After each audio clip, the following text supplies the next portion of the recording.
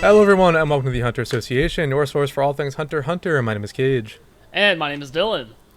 And on this week's episode we are joined by a very special guest, YouTuber BerserkDude. How's it going, man? Hey, what's going on, fellas? Thanks for having me on. Absolutely, and on this special occasion we will be talking about Hunter x Hunter Chapter 418, Hypothesis. Many of Then, those of course, to come, I'm sure. Oh yeah, yeah, a lot of that. Then, of course, we'll be going through our community comments. If you would like to join in the community and have your comment read, be sure to comment on the YouTube version on the weekly community post. Also, be sure to like and subscribe to help grow our community of Hunter x Hunter fans. Additionally, if you'd like to know when episodes are live, click the bell to enable notifications. If you're an audio listener, make sure to rate, review, and comment on Spotify and Apple Podcasts. Also, be sure to follow us on Twitter at TXHXAPod, as well as Bluesky at THAPod for podcast-related updates and to some responses to the weekly call-out posts. If you'd like, you can also email us at hunterassociationpod@gmail.com. In addition to all this, you can now support us on Patreon at the Hunter Association to get access to the ad-free audio version of the podcast.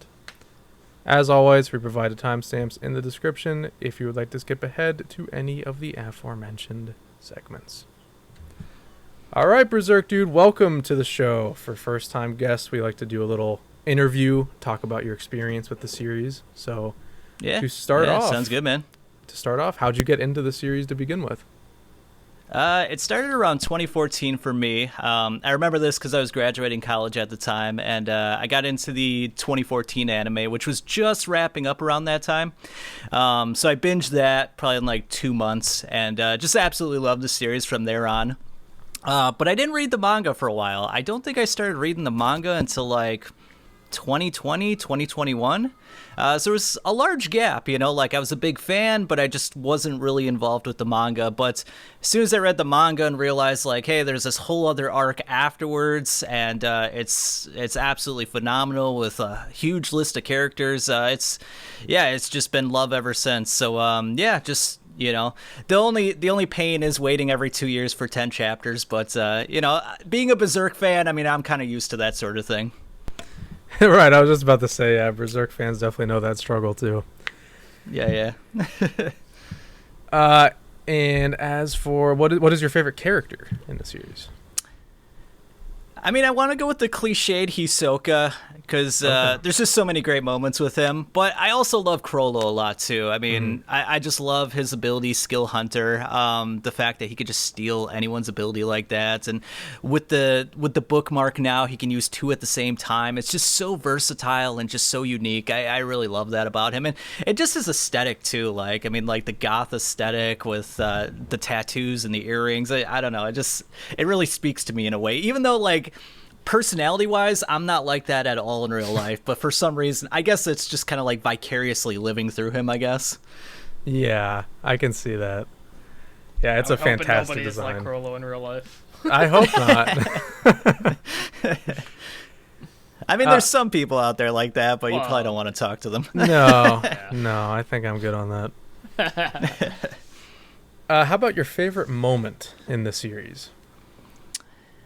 So many great moments. I guess that moment when Hisoka's taking a bath. No. Just joke. I think that was Biscuit's favorite moment, though. Yeah, but, I think so. I really do like that fight between Hisoka and Chrollo. I mean, being my two favorite characters, I mean, that is such a cool battle. Obviously not in the anime. I mean, if they ever did animate that, would be so great. Yeah. But I just love all the complexity around that battle, and just seeing Hisoka kind of think his way through things and like try not to die in the process, and then the fact that he somehow manages to survive even though like anyone else would have died in that scenario. Like really great stuff. And then it kind of leads to the whole like his whole redemption arc in a way where like now he's hunting down the spiders. Like such great stuff. Yeah, it's an incredible fight. I kind of figured you were going to say that after you said your two favorites were Chrollo and Hisoka. It just makes perfect sense. Yeah, and I pray we get that animated one day, man. We can only dream. One day. That's all I need in life at this point, I think. Just a small question, like, when do you guys ever think, like, an anime is going to come out again? Like, because we have, what, almost 80 chapters that haven't been animated, and if they do like say 2 chapters per episode, that's about 40 episodes. Like that's quite a bit of material to go off of. I think if Togashi and the Hunter x Hunter camp in general and Madhouse really want to do something, like, I think it's coming up on time where like something like that could feasibly happen. But I think they're probably going to wait until closer to the end of the arc to actually start something like that, is my vibe right now. Yeah, that's my hang up with it. I just feel like they'd want to wait until this arc is over, or at least close to ending, before they start animating. But I mean, my mind always goes to the same place as you. Like, they already have so much content to adapt. They really could do like a 24 episode season. They could probably do 2 of them, in fact. Yeah, I don't know. Absolutely. If you asked me like a few years back, I think like I would have said like, no, it's not happening anytime soon. But like as time goes on, especially at the pace that we're at in the arc right now, I mean, I'm more optimistic than ever. Like, give it another couple years maybe, and like we could probably see something like that come up. Yeah. Well, 1999 anime was very fragmented. Like, I mean, they just kind of had like short little episode OVAs. Like, I mean, they could even do something like that going forward. You know, maybe give us the first 40, and then like, you know, as Togashi writes more chapters, to just add additional OVAs. Yeah, I mean, that's certainly an option. OVAs aren't super common in the modern anime climate, but True. It's not out of the question, I don't think. They still exist. Or ONAs, those are very popular now. It could be something like that. Yeah. I think in any case, I can't imagine Madhouse isn't like foaming at the mouth to produce more Hunter x Hunter content. Oh my god, yeah. Especially with Kurolo versus Hisoka, like literally right there. It's right there, yeah. Yeah. So, it's only a matter of time, I think. I'm hopeful that we will see it eventually in one way or one way, shape, or form. Yeah. All right, and the final question is your favorite arc, anything other than Chimera Ant? So I will acknowledge that Chimera Ant is probably like pound for pound the best arc in the series. Doesn't mean it's my favorite, though. I actually have it as my 3rd favorite. Second, surprisingly, is the Hunter exam arc. I just love nice. Yeah, I think it's one of the best introductions to a manga/anime ever done. I mean, I just love like the different Hunter aspects that we see within that arc, the different challenges that they have to go through. I love how it sort of introduces Nen, but doesn't really say what it is. Like when Illumi is standing over Killua and he's like using his Nen needle to control him. He's using Nen in that scenario, but they don't explain what it is. So you kind of realize like, wow, to someone who doesn't know what this is terrifying. Like you're literally naked against someone who has Nen. So it's, I really think it's a great arc. You know, the fight with Gon and Hanzo, where Gon's not willing to give up and Hanzo ends up breaking his arm as a result. Like, it goes from being like a happy-go-lucky shonen anime to like something much darker, and it's sort of a prelude for things to come. You know, when you get to, you know, the York, New York, or the Chimera Ant arc, you're like, wow, this is really a dark series. Like, how does Togashi get away with this stuff? But yeah, I think it's just one of the best introductions to an anime that I've seen. So second favorite for me, and then first, you know, being a big Chrollo fan, it's got to be York New. I just love the spiders. I love the dark, gritty atmosphere of that arc. Just the use of the mafia with the spiders, and then you got Gon and Killua kind of doing their own thing with the arm wrestling. So just a really fun arc. I love that Kurapika and Hisoka form this like temporary alliance with each other. Like it's just really cool stuff. I just love how you can see like, yes, Kurapika is this really good character, but he's willing to bend his morals in a way and work with Hisoka so that he could take down the spiders. And you know, when he takes down Uvo, you know, it's like, is this really a good character? Like Togashi really likes to like paint good characters with deep flaws. Like no one's like purely altruistic. They have some areas of gray. So yeah, it's just for all those reasons and more, I think it's a really great arc. Very well said. Yeah, I've always loved that about the main cast of Hunter x Hunter. I guess Leorio is kind of the exception. He's mostly a good dude. I guess he's kind of like a sleazeball sort of, but not anywhere near as emotionally complex as the other 3. But yeah, that's a fantastic pick. I wish, honestly, you had said Hunter Exams was your number 1, because that would be like one of the last Infinity Stones we need. We need that and Heaven's Arena. Those are the only 2 we haven't gotten as an answer before. I don't expect we will problem ever is, get like, Heaven's Arena though. The problem is Togashi's so freaking good at writing arcs. It's like they're all phenomenal. Like if I you took know. any one of these arcs and put it into another shonen, you'd be like, that's the best arc. Yeah, absolutely. Yeah, that's a You're really so good right. point. Yeah. Yeah, you could. There's a world where you could make an argument for any of these arcs being your favorite, and I could see like a point in it. You know, like I could see the vision. So, I always really like that about Hunter x Hunter. Totally. So a couple other questions I had for you. So in regards to your YouTube channel, how long have you been covering Hunter x Hunter on the channel? Because obviously I assume you started as a Berserk channel. Yeah, I started the channel in 2019. Oh man, when did the batch of 391 to 400 come out? Because I think that was the first 10 chapters that I covered. That was like 2023, I want to say. Okay. Maybe 2022.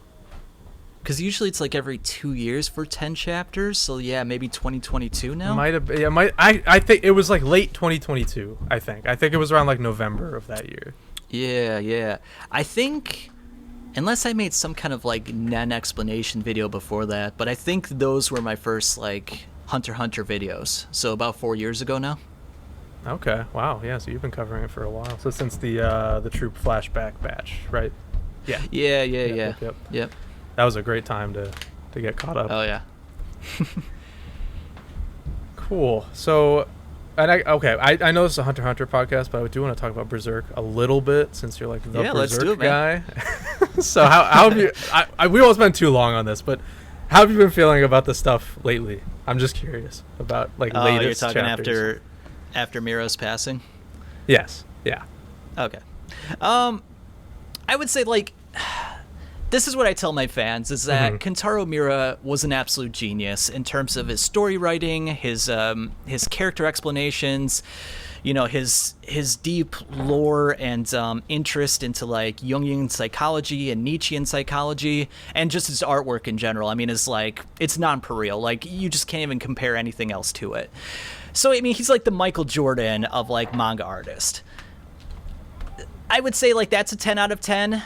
Kurosaki, who's the current guy taking over for Miura, he's like an 8 out of 10, which is still phenomenal. It's still really great stuff. But like when you compare it to Miura, it's just not going to hold up, you know? That being said, I'm enjoying it for what it is. I do recognize that like they are kind of going through things a little quickly. You know, Miura really like took his time with stuff. Like it took 10, 20 chapters for things to really open up, whereas like sometimes with this, it's like every 1 or 2 chapters it's a big revelation. And sometimes like the character models don't always look exactly the way I want them to, but like for what it is, like I want to see a conclusion to Berserk. Like, you know, this is a manga I've been invested in since 2009 now, so 17 years. Like, Oh, wow. I mean, like, yeah, so I mean, like, I just want to see something, and like given the fact that Koji Mori, Kentaro Miura's best friend in the world, knows how the manga is going to end, you know, they've been friends since back in the 80s, like I feel like this is our best chance to see what it could have looked like. Right. It's not going to be everyone's taste, I understand that. I've seen some comments online, but I think if you take into account that the artwork still looks relatively good compared to most manga, and that we're getting the conclusion that it's not going to be 100%, but if it's 80%, I'm still happy with that. Right on. Yeah, I'm of a similar opinion. I used to be really bitter about it, and I've warmed up to it a lot more over the last few years. There's things I like. I mean, recently I'm not a huge fan of some more recent developments. I won't go into spoilers because again, this is a Hunter x Hunter podcast. But I don't know. I think it's in the best hands it can possibly be. That's all we can ask for. I mean, this is Berserk now, and this is the only Berserk we're gonna have. So The Just gotta stuff live with with it. Roxas, I won't go into details, but like the stuff with Roxas was kind of a little bit weird. The way Yeah. he like manifested and the way he just kind of the whole event surrounding him was just like it didn't really make a lot of sense. So it was No, like it really that was one didn't. thing where I was like, I don't know if I would have put that in there. It's probably just, I have to imagine they have like napkin notes from Miura is what I'm imagining they're working off of, and then probably a pretty concrete idea of the ending, or at least what Miura envisioned the ending to be before he passed, which is another thing I have frustrations about, because we have to miss out on the natural progression of an author's mind. The ending, his vision of the ending could have changed over time, yada yada. Oh yeah, it is what it is. But yeah.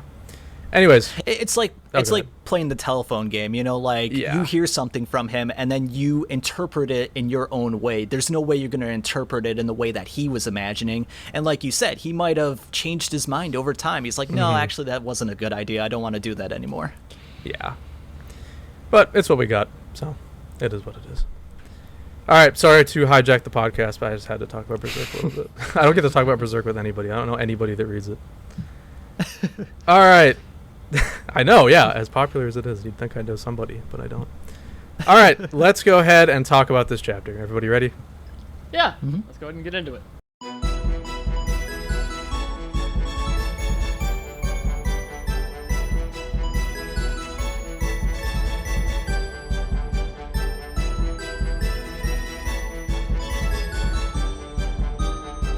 All right, everybody, welcome to our discussion on Chapter 418, Hypothesis. Yes, and there will be many of those after this this chapter to read, I'm sure. And there will be a lot of reading today. Bear with us, please. We start off with Tserriednich. Enter Zetsu, then close my eyes. Or enter Zetsu while my eyes are closed. Either way, the ability activates. I see a vision up to 10 seconds in the future. So we are presumably we are with Tserriednich before Benjamin invades the room to set the scenery here, as he's here with Salkov. And monologuing to himself further, while I'm seeing these 10 seconds, only an instant passes in reality. An ephemeral 10 seconds that everyone around me perceives only as a blink of my eyes. Right after my 10-second vision, if I open my eyes, those 10 seconds I saw start playing out in real life. So, giving a very brief rundown again of, what his ability is, obviously. After a lot of testing, the rules I've confirmed so far are, 1, I can't change anyone else's situation from the foreseen future. Changing their location or posture is impossible. They continue as if they're like wax figures, including their clothing and hair. I can't even play dirty, like slipping something into their clothing. 2, I can change the locations and states of objects, but I wasn't able to use anything to directly hurt, mess with, or doodle on anyone. I like saving doodling as like the last thing. That's like the meanest thing you can do. Yeah. I can't take something someone was already holding, but I can get ahead of them and take something they were about to pick up. In that case, they continue acting as if they actually picked up that object. Fascinating. We'll be seeing that here shortly. Yes, we will. And on to the next page, we see Tserriednich saying out loud, time. Salkov says it's 2.92 seconds. Damn it, I've hit a plateau and can't reduce the time any further. That's crazy. I don't believe that. No, not for a second. He says in his mind again, I tried to see if I could intentionally direct the sequence of events before I start the ephemeral 10 seconds to create a specific future I want to see. But it's just not working well. So should we take ephemeral 10 seconds to be the name of the ability at this point? I've been wondering this, because he's used this several times now. I feel like it's probably safe. Safe for now, I would assume. Yeah, I mean, temporary that's name at least. All he's referring it to it right now, so that's what we got. Yeah. I like having something that's easier than just explaining the entire ability every single time. So. Yeah. Yeah, it's nice to have something to call it. Anyway, he then says, bring me some water from the fridge. Yes, sir, right away. Then we see him go into Zetsu and see what's about to happen, which is, of course, Salkov handing him a bottle of water, I think, is a bottle. Yeah, it's a bottle. Yeah. Because he throws it at his head later. Spoilers, sorry. It's okay. We're like Tserriednich. We can see into the future. Yes, yeah. We're role-playing here. So then in the real time, this is actually going to be a very bizarre thing to explain, but so he sees that vision, and then we are now back in the present, which we never left the present anyway. Whatever. He's now what he just saw is playing out. So Salkov is saying that was his vision. That was yes. the vision that he saw. So now it's happening. So he's saying, yes, sir, right away. And in his mind, Tserriednich is just like going through the motion. He's like, okay, he takes the order, goes to get the water. And as Salkov's walking over, Tserriednich walks over to the fridge and grabs the water himself and drinks it. And then we see Salkov, like, ghosting the motions of getting the water that, Tserriednich just grabbed himself. And he says, here you go, to nobody, because there's nobody there. And he says, there's only one left in the fridge. I'll go get some more. And then Tserriednich thinks to himself, he thinks he gave me the one bottle that was in the fridge. That means my ability is working normally. But when I try to put the line, get me some water, inside the ephemeral 10 seconds too, it doesn't work. No matter how hard I try to tell myself I'm going to tell Salkov to get me water and close my eyes, I don't see a future in which I say it. So, really important stuff here that he can, he can't direct stuff into, like, within his vision, like maybe some of us, like, thought he could at one point in time, which is interesting. It's really, really interesting layer to this ability, I think. Yeah, it's very interesting. So he like doesn't have control over his own actions in those 10 seconds. It's just as they were fated to happen. Right. Okay. So next page we see the water bottle. I guess that means there's a limit to how much I can bend the future to my will, so my ability has the restriction that it can only let me see what happens after, something I've already done for real. Well, it's only level 1. I can't ask for much. I'm sure this is an ability that will expand more the more that I use it. That's pretty interesting. I'm like, now, have we ever seen an ability where, like, someone doesn't create their own Hatsu? Like, usually you get to choose the abilities you want, but it's just like he's kind of discovering his own abilities. It's super interesting. I personally can't recall anything like that in the series happening before now. Unless Neon's ability qualifies as that as well? That's possible, yeah. Yeah. Maybe. Which also had to deal with the future as well, which is maybe like future-like abilities you can't create? Maybe. It is really interesting because there's literally not one aspect of this that he is creating. It's completely pre-written and he's just trying to figure out the rules.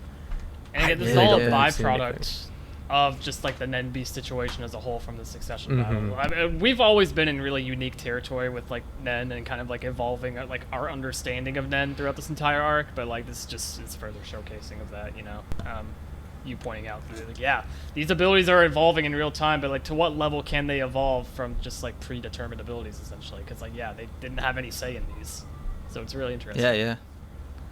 All right, so he's looking at the back of Salkov's head. Salkov still thinks I'm there after the ephemeral 10 seconds passes in reality. This is because I've maintained my Zetsu the whole time. That one time my Zetsu got interrupted by that Hunter Melody's ability, without that, I might have been able to watch what would have done. What Theta would have done, sorry. My eyes aren't so good. Still thinking that she shot me. If I had kept my Zetsu, what would Theta have done? What would Theta have done? He then drinks the water. Well, no point in speculating now. He then tosses the water bottle at the back of Salkov's head, and it just kind of ricochets off, and he doesn't really react to it. Whether the door stays open or closed, as long as I continue in Zetsu, the guys in the living room, just like Salkov here, will keep thinking I'm in training. Whatever I do while I'm in Zetsu goes unnoticed. I need to figure out how far my ability goes. For now, I know for sure that all of room 1004 is under the ability's influence. I feel like the Nenbi stands at the point where I activate the ability, like an antenna. I was almost thinking of it as like a Wi-Fi router. You know how it has like a certain range, and if you're within the range of the Wi-Fi router, the ability works, but if you're outside the range, it kind of like stops, I guess. You lose connection. You know what? It even has a little Wi-Fi indicator above its head. I didn't even notice that until now. But yeah. Yeah. All right. It affects the spherical area around it with a radius of X. This is probably why the farther I get from the starting point, the more I get the horrible static in my ear, similar to bad reception. If I leave this area, I get too far from the Nen Beast, and the spell is broken. The ephemeral 10 seconds and the world that continues after it disappears and reverts back to reality. That's my current hypothesis. If this is true, an outside observer won't be affected by my ability. My power only works within the limited field of X. So this whole concept is pretty huge, because this is something we had no perception of before. But it does have a range, which I think will lead to some pretty interesting scenarios in the future where we have somebody outside of that range having to navigate what they're looking at. I'm pretty excited for the future of this. This adds a whole new awesome layer to it that I'm very, very excited about. Yeah. The entire thing about this ability was that, like, every time we thought about it, it's like, it's so broken in concept. Like, what downsides could there possibly be to, like, make an interesting point of conflict with it, you know? Like, how we like most other, like, clashes of abilities, especially to be, you know, for a lot of these fights and whatnot. That's what makes those dynamics interesting. But having this layer definitely kind of solves that a lot. Like, I think there's some really interesting things we can do, and there's a lot of interesting scenarios that we can go into with Tserriednich and his ability going forward. So I'm very excited as well. Something else I wanted to note about this set of 2 pages is the Theta moment, where I find it interesting that he's still wondering what would have happened after that moment. Because back when that scene happened, I kind of interpreted it as he just kind of figured, like, yeah, I mean, she intended to kill me there. But this says to me, as long as I'm reading it correctly at least, that he kind of wants to believe that she wasn't trying to kill him, or rather, maybe he actually wants to believe that it was intentional, knowing how much of a freak he is. But the fact that it's on his mind at all is just interesting to me. He hasn't made his own assumptions about her mindset. Or maybe he wanted to see the reaction of, like, killing him, and, like, maybe if she had any sort of, like, reciprocated feelings, and, like, maybe she would have felt bad for it. Yeah, I don't know. Yeah, true.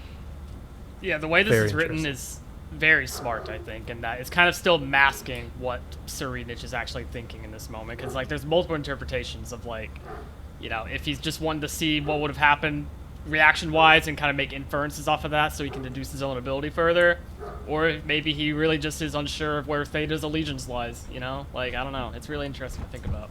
Definitely something I'll be thinking about going forward, you know, as Tserriednich, you know, gets further involved within this plot. And speaking of which, we go to the next page with this fucking awesome panel, I think, where it says, well, I just need to use this power to change reality. I will become king and make the entire world mine. Oh my god, it's peak. Yeah, it's awesome. So good. I guess we know Togashi likes the planet Saturn because he drew it twice. 2 of them. It's very interesting. I guess it's not technically our solar system, right? Or it couldn't be. It could not be, rather. Oh, yeah, I guess, yeah, this probably does take place in just a different galaxy. So, yeah, I guess they have 2 Saturn-like planets over there. Yeah. Legally distinct Saturn. Anyways, we go back to present time here, where we hear beeping over the intercom. Special martial law has been declared. Special martial law has been declared. Where have we heard this before, guys? Oh my god. Never heard that before. That's crazy. And then we get probably my favorite panel of the entire chapter, where he hears this, and it's just like heavenly light shining upon him as he's looking up. Thank you, God. It's perfect. Love that. He is such a freak. I love him. Oh my god. Not even a sudden alarm disrupts my Zetsu. My Zetsu is unshakable by any unexpected outside stimulus besides pain. If I bump into something, I'll lose Zetsu. Using dissociation to reduce my sensitivity to pain was incompatible with Zetsu. That means Zetsu is a technique that erases your presence while heightening all senses. I've mastered Zetsu stability. Now all I need is speed. Terrifying.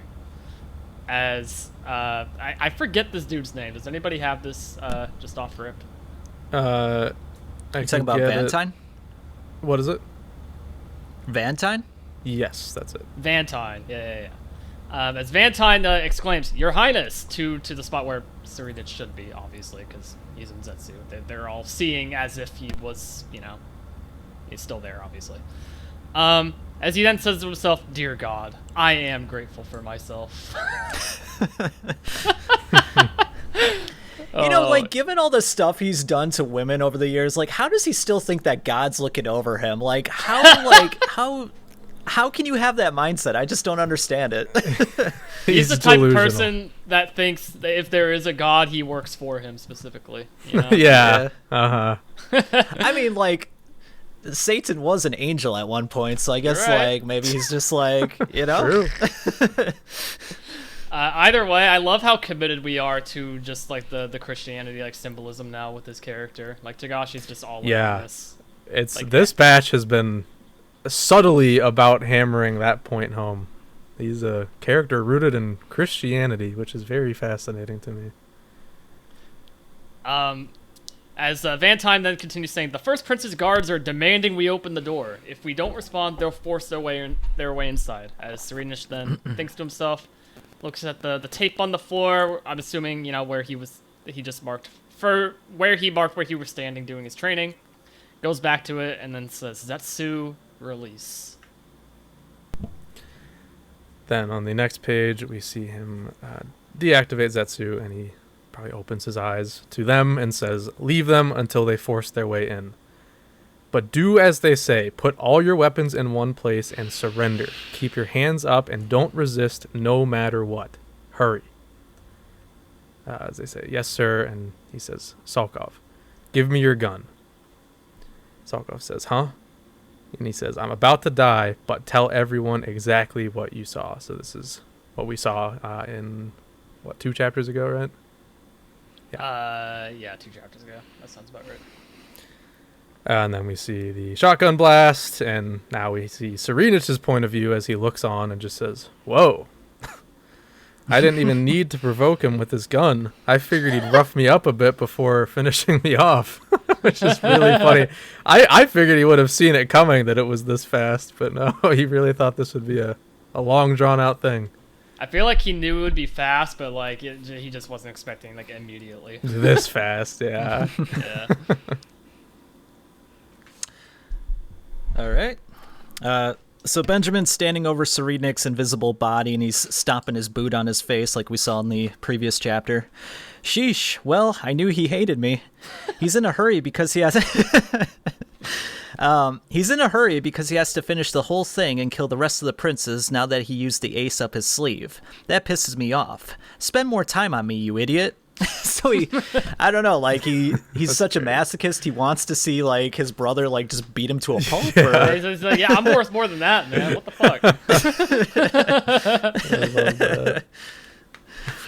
fuck?" If I continue Zetsu here, I'll stay dead. If everyone affected sees me, quote unquote, with my head blown apart, but my Nen beast uses aura as fuel. While I'm in Zetsu, it consumes the aura it stored previously.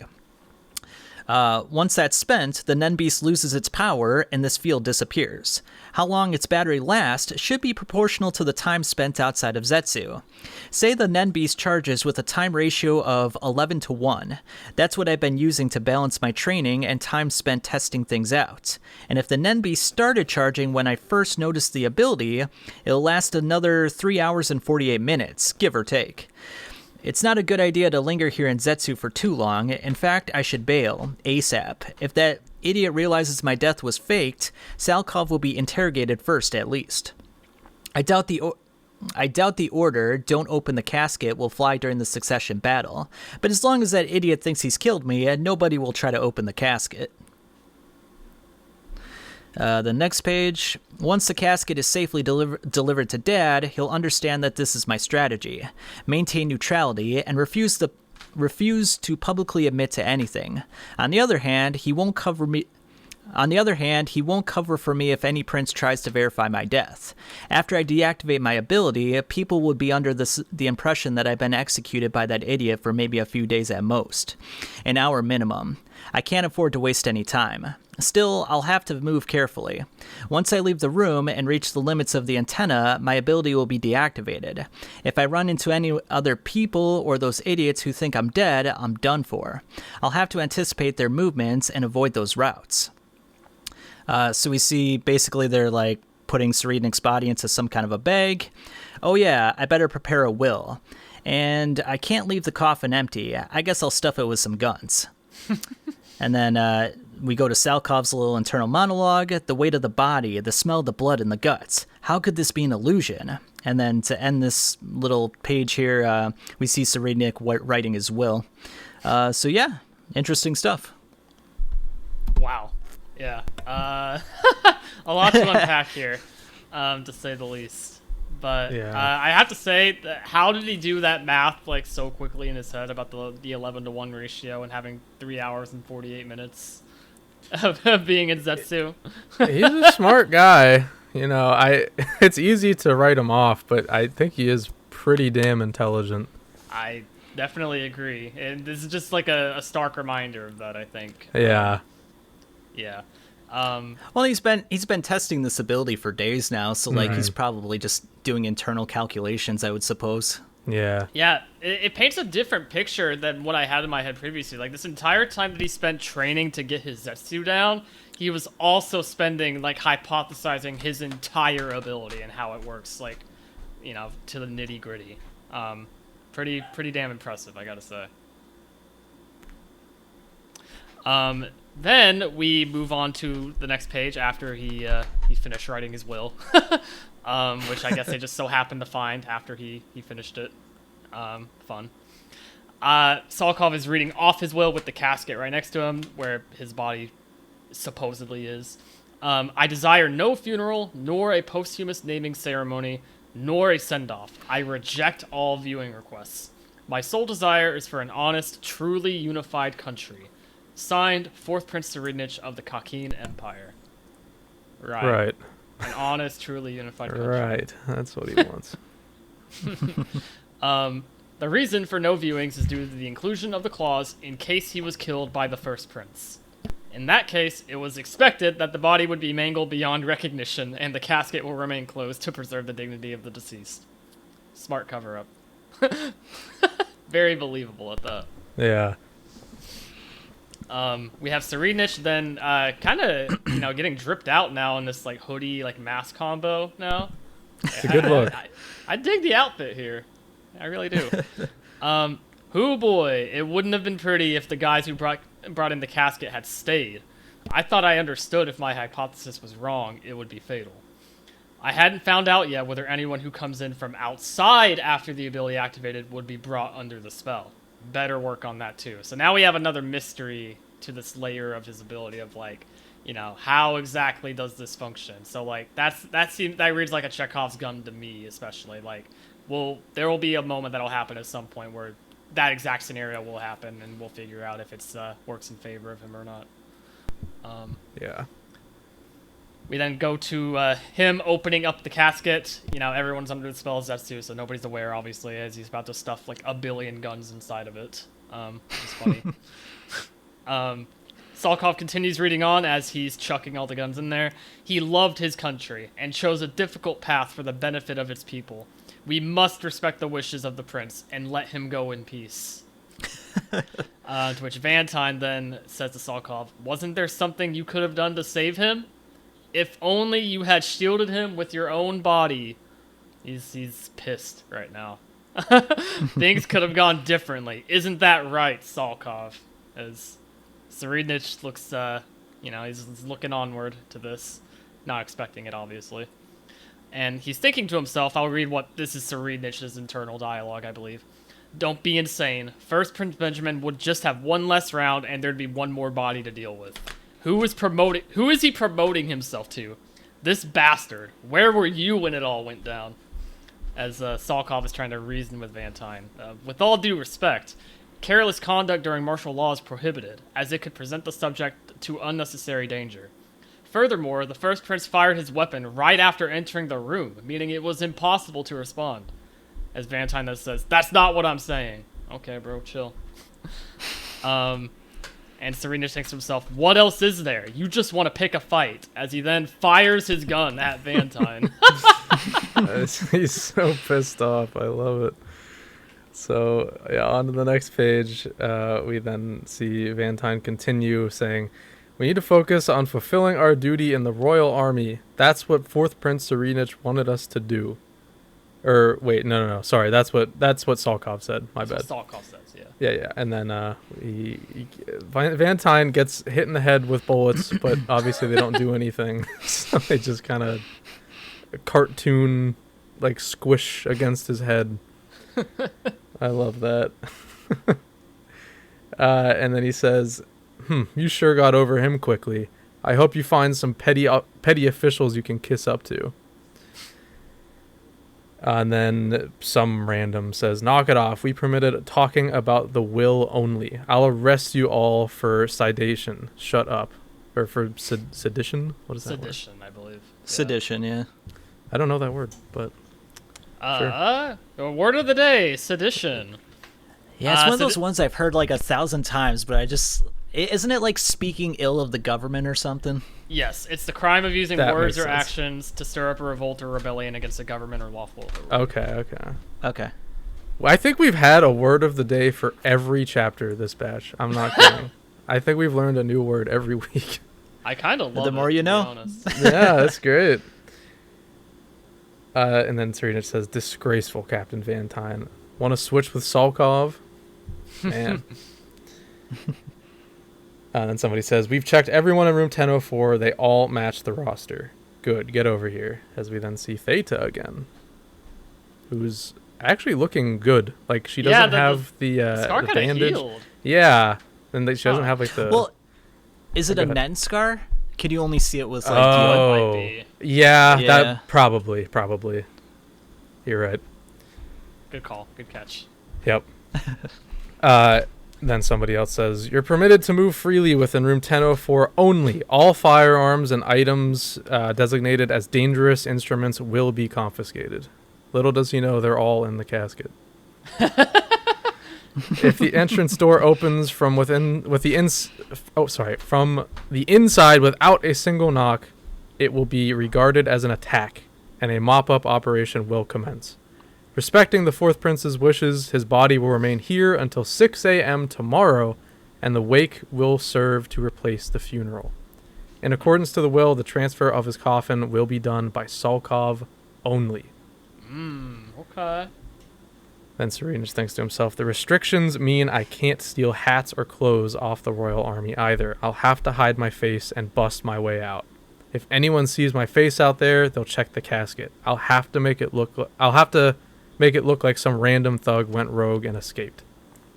We see him picking up another gun. Interesting. I'm actually rather surprised that like he knew the amount of guns to like match his weight properly, to put in the casket.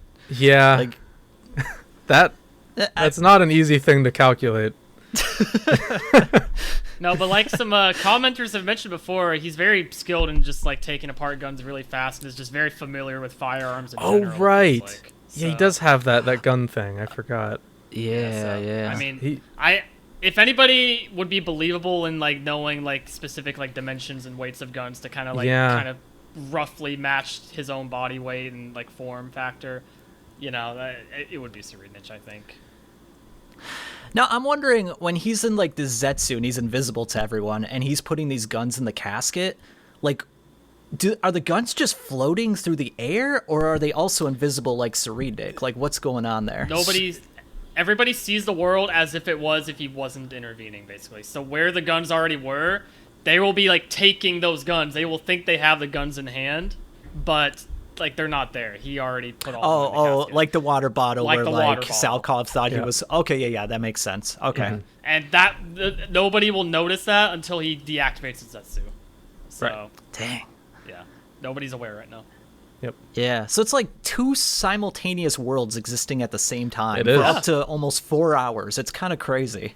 Or until he gets out of this range, specifically. Yeah. It's kind of the timer right now, if you want to call it that, for him deactivating it. Yeah. God, I don't know how Togashi keeps all this stuff like straight in his head. Like it's boggles my mind every time I read it. Especially because he's writing this over the course of like a decade. I don't know how he keeps all that straight. Many notebooks and sticky notes, I'm assuming. Yeah. Yeah. Definitely has a cork board. All right, so he's cocking his gun here, and he's like, ready.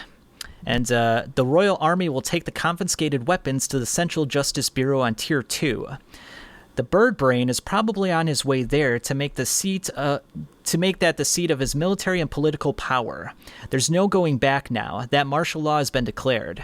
He'll press on until the rest of the princes are killed. He killed me quickly, without much provocation, so he must be short on time for some reason. He'll take the shortest route to Tier 2. And we see kind of a layout of all the different the routes. We got A, B, and C. Usually when we move below Tier 2, we can use passages A, B, or C. Soldiers and Mafia heads use B, and Royals and VVIPs use A. General passengers use C. The only way for general passengers to enter the Justice Bureau is through the central entrance on Tier 3. But Royal and VVIPs have a separate entrance on Tier 2. There are separate entrances and passages for Royals for all public facilities, and it's designed so that A is the shortest route. Entrance is the ideal way for military to secretly take over the Justice Bureau, but considering what must be done after declaring martial law, it's definitely faster to move a big group through C toward the central entrance and proceed from there. I'm sure that Birdbrain is heading to Tier 3 with his men and Royal Army through Route C right now. And then Route B will have quite a bit of firepower deployed to wipe out the Mafia. Cha-R and Shi-Yu heads are probably detained already, and the Mafia-exclusive backed routes will be closed. That's the route the Royal Army is most wary of. So I'm only left with A. And then we see Theta moving her way to the casket. It looks like she wants to open it, and Salkov's like, Theta, don't. It was in the prince's will. If you break it, that'll be your second time. And then we see, we kind of move over to Tserriednich, and he's like, I advised against it, Theta, dear. The only thing you'll see there is the ability is activated. The ability is activated is my guts. So yeah, if she opens up the casket, she's just going to see a head smashed and, yeah, all his guts lying there. Yeah. Before I move on to this awesome final page here, or final couple pages, I just want to say I'm going to be rereading this whole like route explanation thing for like a hot minute until this next chapter, I think. This is a lot of information to take in, but it's essentially detailing just like all of the exits to the lower tiers from Tier 1, which I think will probably be more important than it's letting on here. I think this is setting up for like being vital information for a lot of people, not just Tserriednich. Yeah, I mean, there's a lot of people trying to get up here and also leave it. And we really, as far as I'm aware, I don't think we knew the routes to go, to leave and enter Tier 1 before this. I don't recall it at the very least, no. Yeah. That's pretty huge. And the fact that there's 3 routes total is, really, really interesting, I think. So definitely something to, I'm not going to go like too in detail on here because like it's kind of still going over my head, a lot of the details of this specifically too. And we can't really apply it to any one specific party yet. So. Not exactly, no. But I'm noting it here because I think everyone should probably just like try to memorize this kind of detail to your best ability going forward. Well, Yeah, when Togashi gives you something very convoluted like this, it's going to play a factor in the future. I mean, like, nothing goes to waste with him. Mm-mm. It happened with the mail delivery stuff. It's going to happen here. Like, That's right. So we move on to the last couple pages, and we see Theta looking behind her towards Tserriednich in this very, like, serene-looking panel that Togashi illustrated. And we see just within his sunglasses illustrated, which I really like that detail. Can she see me? No, that's not possible. As she then turns back around, and Tserriednich just thinks to himself, yeah, I thought so. That made me nervous for a second, Theta dear. You might be the only one who could sweep me off by Zetsu. See, just pointing his gun at her mockingly, I guess. Very interesting. And Tserriednich then thinks to himself, oh look, I'm a masochist after all. Getting the cold shoulder is kinda hot. Better get going. Time to start this escape adventure. First things first, to be continued. Interesting. This is really interesting stuff we're setting up here. I'm digging it. No. Does say no. Man, like, I just don't see how she could, but I want to believe that she can. She hasn't said a word, by the way. She did not say one word this whole chapter.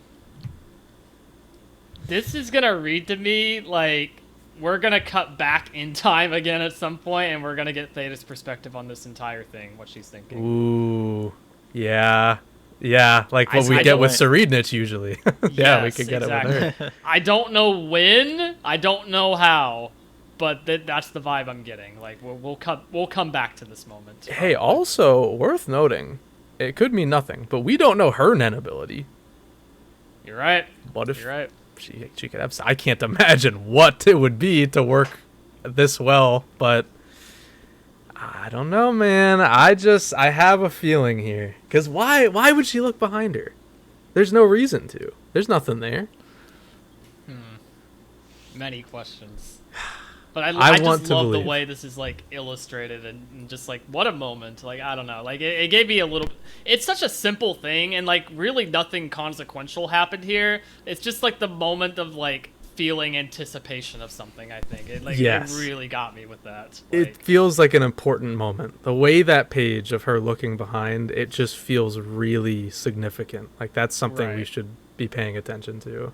And like we don't know why yet, but like you kind of just have a vibe that like it'll come. Like that's a special kind of feeling that you rarely get out of some manga pages, I think. So I was really happy to kind of feel that here. Very cool.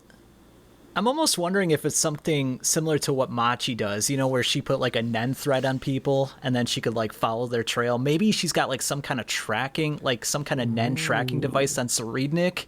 She can't see him, but she knows that he's there. Yeah.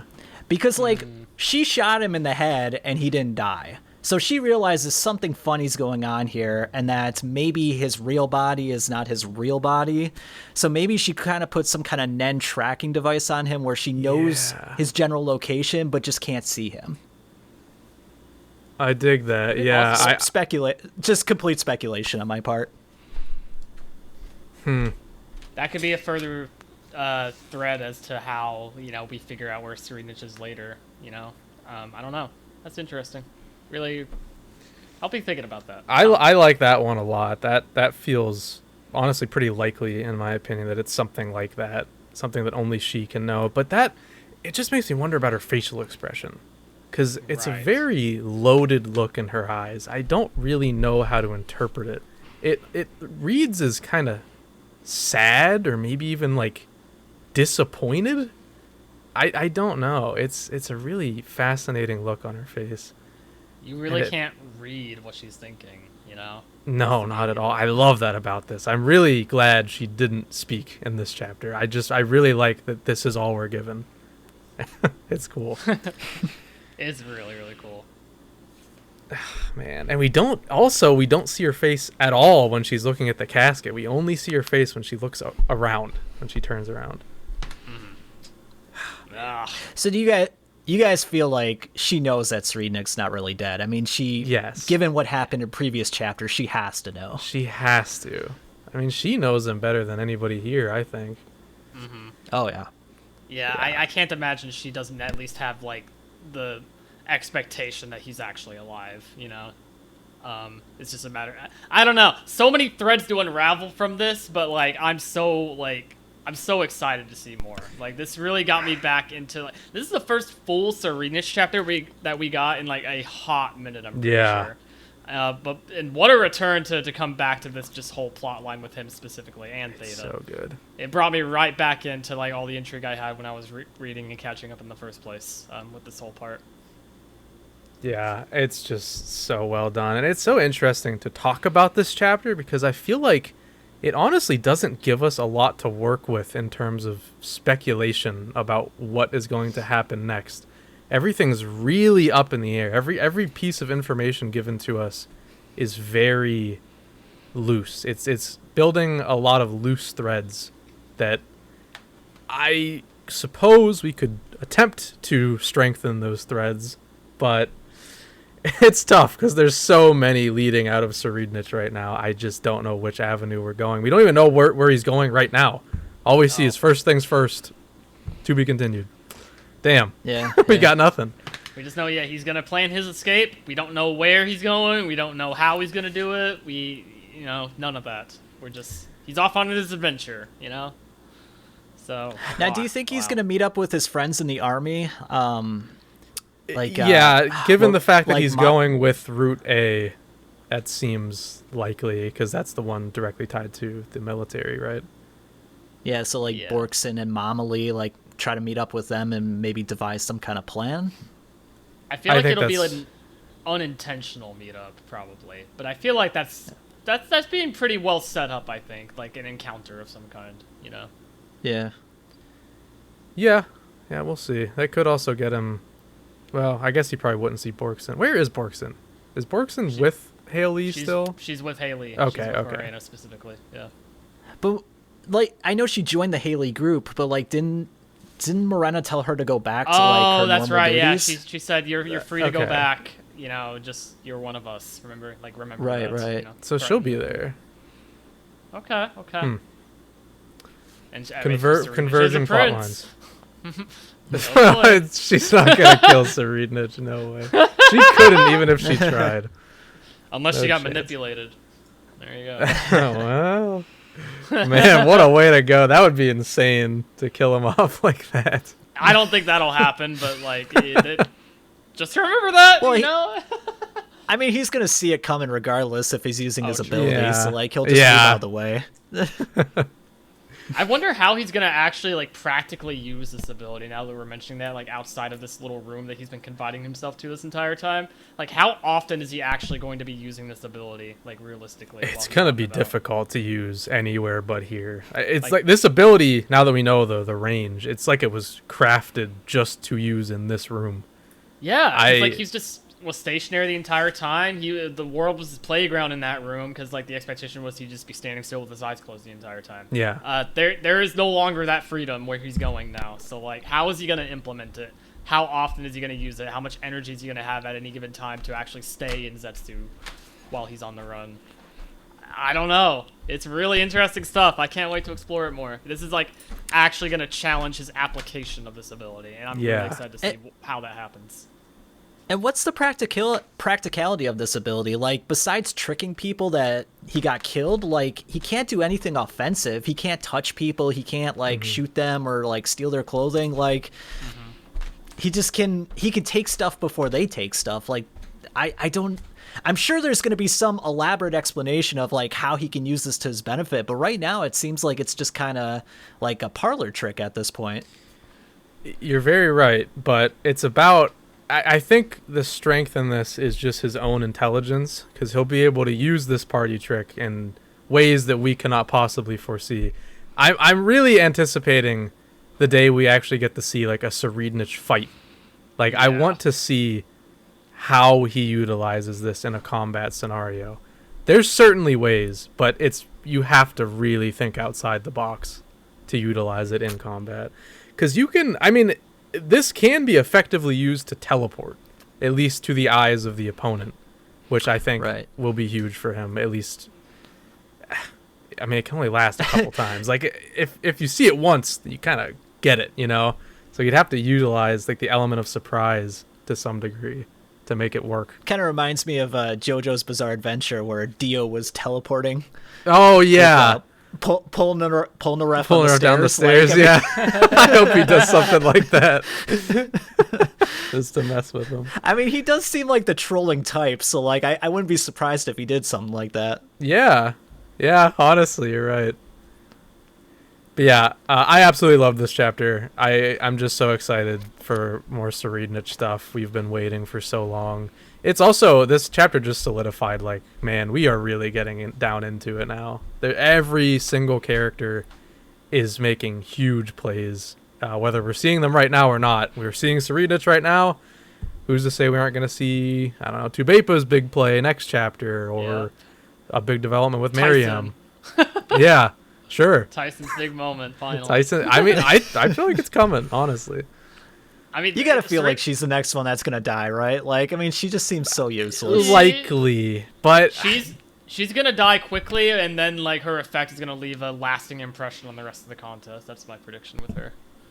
But Really? Okay. something like that. I don't know. I don't know to what extent. I always kind of viewed her as like sail territory, where it's just like, she's just cannon fodder. Like, she's just there to be there. Rest in peace, King. it's possible. Yeah, we love Solid here. He was gonna change the world. He bro. was gonna change the world. Never forget. But yeah, I always go back and forth on Tyson, to be honest. I either see her being fodder or like one of the most important princes on the boat. Yeah. It could go either way. Because her ability is genuinely fascinating. She could use this to Hulkenberg levels if she was smart enough. But, and I mean, maybe But she is is. That's the question. We don't know enough about her to make that judgment call. She could be playing a crazy long game where she's making everybody think that she's dumber than she is. But she could be playing like 6D chess here. Who's that character from the Scary Movie? Doofy or something, where he was like pretending to be special needs, and then at the end you found out that he's like this cool dude and he was playing everyone. Yeah, that's exactly that. I mean, like, is that what we're saying Tyson's gonna do to everyone here? It could happen, man. I really think it's possible. But yeah, at the end of the day, though, like Tserriednich said himself, like, now that martial law has been declared, like, there's no going back. Like, Benjamin at least is gonna keep pressing on until literally everyone is killed. So like, including himself. Including That's himself, right. yeah. Yeah. So like we're in territory now where like everyone actually needs to start popping off now and like actually executing their plans, forcefully or otherwise, So it's just exciting stuff all around. I'm so happy that and again, like you said, Kaige, this chapter kind of solidified that, like, yeah, everyone is making their moves. We are witnessing something grand now in this arc, and it's so exciting. Oh yeah. All right. I think with that, are we ready to check out what you guys had to say about this chapter? I am ready if you guys are. Alrighty. Yeah, let's go. do it.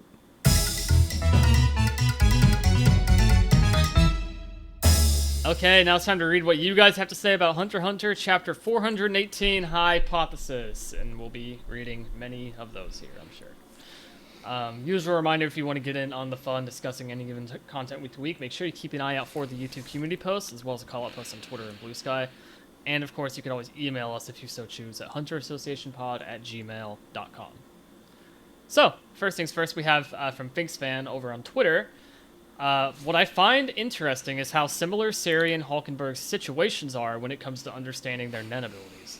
Their abilities are tied to Nen beasts whose mechanics they didn't design, so they have to reverse engineer the ability through hypotheses and experiments. True. Yeah, they're both very similar in that regard, doing a lot of the same things. Hulkenberg is still trying to determine the conditions and parameters of the ability produced through his Guardian Spirit Beast, and is still experimenting, as seen in 413. Seri is doing essentially the same thing with Parallel Future, observing what happens, forming hypotheses, and testing its parameters. What makes Seri interesting is that his second Nen Beast seems to have been created unconsciously by Seri himself. I think the form it took may have been influenced by how he was introduced to Nen in the first place. Kurapika's announcement about Guardian Spirit Beasts was his introduction. His understanding was extremely limited, so Guardian Spirit Beasts were probably a huge part of what Nen meant to him at the time. So when Seri's own ability began forming unconsciously, it makes sense that it manifested through the same framework as a separate Nen Beast attached to him. That concept of a protective Nen Beast was really that foundational for Seri. His Nen Beast seems to have similarities to Guardian Spirit Beasts from the Cedar. He can't see it, can't direct it, it has a fixed ability he can't change that he has to learn on his own, like Hulkenberg, etc. That's an interesting theory, actually, about how, like, since that was his foundation for understanding then, that's how his like, inheritable Nen kind of just like formed from. That's interesting. Yeah, I love like that idea a lot. That's really cool.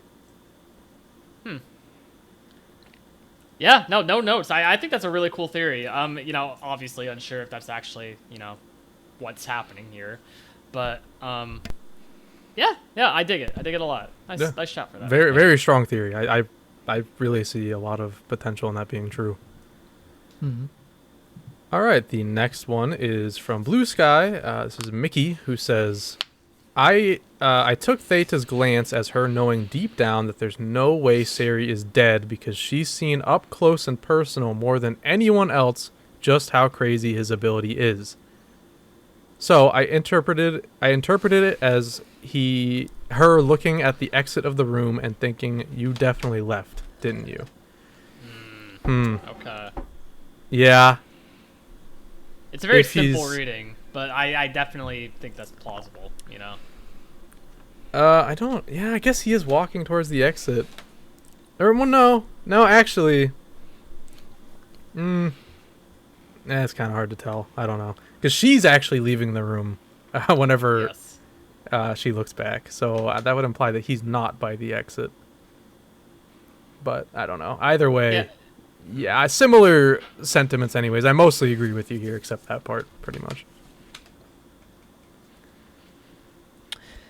Yeah, I mean, you're just looking at a character who's giving a very basic facial expression, so it's hard to read her mind, as it were. Like, I mean, yeah, maybe she knows he's there, maybe she's just speculating, but yeah, like more so than anyone else, she shot him in the head. Like, she knows that this is not the end for him. Exactly. Right. Yep. Yeah. Okay, so this was a great chapter, but uncomfortable to see because Sari is a freak. It fits him disgustingly well that he wants his older brother to spend more time torturing and killing him and fantasizing about Theta, seeing him in Zetsu, and choosing to ignore him. I think it's very telling he thinks Theta is able to perturb him out of Zetsu. He's such a masochist. I mean, he admits it himself. At the same time, I think he's very twisted how he reprimands Captain Vantine for trying to pin the blame on Salkov. He sees it as such an injustice, he shoots at him. Why does he care so much? Just because Salkov is in charge of the question mark. He took it very personally. Oh, Coffin. Yeah. Put it after she put it at the end of the thread there. Yeah, she misspoke. Oh, okay. He took it very personally. It's weird. I almost believe Theta saw him. It gave me chills. Also, the mark isn't there because Sari is viewing her in Zetsu or as something else. Yeah, I mean, it's a Nen mark. That's what I kind of figured. You just can't see it without like using Gyo. Lastly, I am a freak out because of how Sari Terror Sandwich is talking and fantasizing about Theta. It's a complete coffin. Oh, Sorry, I missed think the there was word. another. There was I see. Another. Oops. Kaige fucked up. That's Bluesky's fault. It's displayed the second reply rather than the first. It's a complete freak show or something like that. I'm imagining. Hold on, I'm getting there. Getting there. It's a complete menace. I'm so scared for her. The inside of Terror Sandwich's ability was cool, and I'll sadly admit that with the Will and Salkov, his plan seems to have a high probability of success. Lastly, his portraits and drawings in this chapter have also been extremely detailed and well done. Absolutely. Yeah. Yes. Was there a question there, or was that more just like a rant on Terror Sandwich? Basically a rant, yeah. He's just a freak, and I feel it, man. He's he's a problem for sure, and the more powerful he gets is just more of a problem for everybody else on this boat. I mean, when we first saw him, like, he was having women killed, and he had, like, one of his, like, little servants, like, strewing out, like, the intestines, like, as almost like an art project. It was... This guy is messed up, Lovely, man. yeah. It's great. All right. Yep. Next up is from Low2199 from YouTube. We're on to the YouTube community post now. Tserriednich's fit is giving if the guy who shot Shinzo Abe and Luigi Mangione had a baby. Yeah, actually, you're right. I hadn't considered that. You know, no comment. Whatever happens. Whatever happened to Luigi? Is he still in court right now? Like, Oh I yeah, haven't been following he's on trial. Yeah. Okay. The endless trial. Yeah. Okay. On a serious note, we all know that Kurapika will be the one who opens the coffin and discovers that the fourth prince is still alive, right? Will he be? I don't know. I mean, if anybody will be skeptical about deaths, it would be Kurapika, because he literally dealt with the same thing with the troop in York New. Right. So I feel like he would Oh my want God. to see eyes on the body. In Having this a case. flashback to that and be like, no, not this time. I'm like I myself am verifying this. Like that'd be a cool callback. Well, okay. Here's the thing, though. In York New, he actually did verify with his own eyes as well. You're right. But it was fake bodies. Okay. So. With the knowledge obtained since then. Yeah. Also, that ending got my hopes up that somehow Theta will get to kill Tserriednich in the end, just like how Machi will kill Hisoka. I wouldn't get my hopes up on that, but That's two giant leaps right there. Yeah, it is actually. But I really like the idea of Theta killing him. I really think it should be a woman that kills him, regardless of who. It needs to be a woman. I think that'd be awesome. I agree with that. I know everybody wants it to be Kurapika, I'm sure, but it's got to be a woman. It would just be too thematic. It's like in JJK spoilers, but with Naoya being killed by, was it Maki's mom? It was, yeah, Maki's mom. Yeah. Finished him off. Yeah. Yeah, something like that. I think would be cool. Stabbed in the back with a kitchen knife at the Peak. Oh, Yeah. you ruined it for me. I never watched it. No. No, you're good. You're good. Well, it happens so quickly, anyways. It's fine. Anyways, that aside, sorry. Oops. We can cut that out if need be. Yeah. No, I agree. I can get behind Theta killing him. I think that'd be a very thematic choice. I'm at that as well. So, yeah, why not? It'd be fun. This comment is from the Young Knight, who says, I strongly believe Tserriednich will be the death of Benjamin, Melody, Shizuku, Hulkenberg, sorry Kaige, and himself. Why Hulkenberg? So it's gonna happen, bud. Sorry.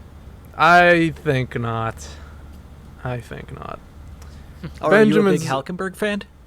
Oh, I'm a massive Don't get him fan. riled up. Don't get me started. We'll be here all night. Oh boy. Benjamin's body is slowly dying, and the curse is slowly enforcing Zetsu, and Tserriednich has always had a rivalry with Benjamin. He even emphasized this chapter how he would make it far more torturous for Benjamin if the roles were reversed. Benjamin also has parallels with the Old Testament God from the Bible, and there would be no better way to narratively prove that Benjamin's godhood is false than to have him be taken out by the devil himself. Ooh, fun. Very fun. That goes hard. Yeah, I do see that But happening. I will agree. But with Tserriednich is Jesus. Why would the devil be taking him out? that. True. Right. Yeah. I mean, I thought that's how we all thought, right? Yeah. Absolutely. Shizuku and Shalnark's fortunes mention the Reaper. In Japanese, the number 4 is associated with death and Shinigami. The word Reaper translates to Shinigami when used in this context. Hisoka has consistently been accompanied by the number 4, 44th contestant, 4th spider, etc. Oh wow, I never really thought about that. And he was the one who took out Shalnark. Tserriednich is the 4th prince, and Shizuku's fortune mentions she will be alone in a room full of black merchandise, which I believe to be Tserriednich's collection, which we know includes valuable items the troupe has sold in the past. Curta eyes. Killing women, also happens to be the 4th prince's favorite hobby. Killing Shizuku would also be a good way to intertwine Chrollo and Terror's stories, and I strongly believe that his tattoo artist was involved in Sarasa's death. Oh. Huh. Okay. We're cooking something here. We're cooking up something here. Now, here's where you're going to lose me, I can already tell. Hulkenberg was established to have a close relationship with Tserriednich. He trusts him and is unaware of his crimes, and we have already seen with Benjamin how Tserriednich can manipulate his brother's emotions towards him. He also has parallels with Jesus, and Tserriednich has parallels with the devil. In the Bible, the devil tries to corrupt Jesus, but Jesus rebukes the devil. I believe Terror will either corrupt Hulk, or will make him, or will make an attempt to. Okay, fair enough. You wrote that part in for me. Hulkenberg will come to understand his brother's malevolence and will attempt to rebuke the devil by firing his arrow towards Tserriednich, who can see the future and appear to be where he isn't. Let's face it, Terror Sandwich's ability is a direct counter towards Hulkenberg. It sure is. That you are right about. That's tailor-made for that, I think. Ooh, okay. No. Because he has to, charge up that arrow, kind of, too, right? So, he can just react. But if he got the fake Tserriednich, would he switch places with the Nen Beast then? Or would it just cancel out the ability? You know what? That's actually a fascinating question. Because, do we know what happens if the arrow misses? Can it miss? No, it's supposed to, hit its target without question. Oh, man. That's fascinating. I'm gonna see if I can find anything, if that was mentioned anywhere at all. But yeah, I feel like it is just supposed to be a guarantee thing, but shooting an illusion. Yeah. The Nen Beast doesn't have a soul, so it has to swap souls. I guess it wouldn't work in that regard. However, I would also argue that if the arrow really is that definitive, it might just hit Tserriednich anyways, because he still exists technically. Who's to say the arrow can't be fired into his own pocket universe or whatever it is? Right. It really, I don't know if it's actually an exact counter to Hulkenberg's ability. That's an interaction that I don't think we're prepared to know the result of, because I don't think we have enough information about either abilities to know how that would play out. But that is super interesting. Yeah, I don't know. Him swapping with Tserriednich's Nen Beast would be fascinating. I don't even know what that would look like. What could he even do? And that means... Oh, man. That could, deactivate Tserriednich's Nen ability, potentially. Because if he puts the Nen Beast's consciousness into slumber... The more I think about it, it's so out there. It's insane. Yeah, I don't know. Now. We're getting into crazy territory right now. Wouldn't it be crazy if he had Hulkenberg's soul in his Nen Beast, and then he has Benjamin's soul through the being the bloodline? He's going to inherit his ability. Oh my god, that would be ridiculous. And a Frankenstein's monster of that's happening there.